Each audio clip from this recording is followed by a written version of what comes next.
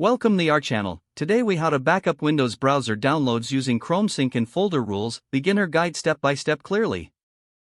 To backup your Windows browser downloads using Chrome Sync and Folder Rules, start by opening Google Chrome. Make sure you are signed in to your Google account. Click on the three dots in the upper right corner of Chrome. Select Settings from the drop-down menu. In the Settings menu, find the You and Google section. Ensure that Sync and Google Services is enabled. Click on Manage what you sync. Select the option to sync bookmarks, history, open tabs, and settings.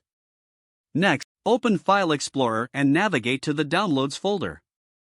Right-click on the Downloads folder and select Properties. In the Properties window, go to the Location tab.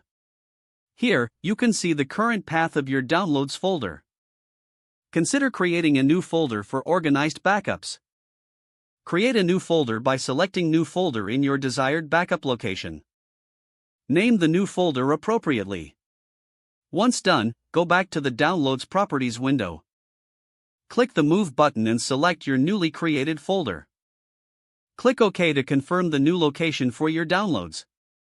From now on, all downloads will be automatically redirected to this new folder. Next, set up Google Drive to ensure your backups are saved online. Open Google Drive in your browser. Click on the gear icon in the upper right corner and select Settings. Under Manage Apps, look for Google Backup and Sync. Download and install Backup and Sync if you haven't already. Follow the setup instructions to select the folder you created for downloads. Ensure you choose the option to backup this specific folder to your Google Drive.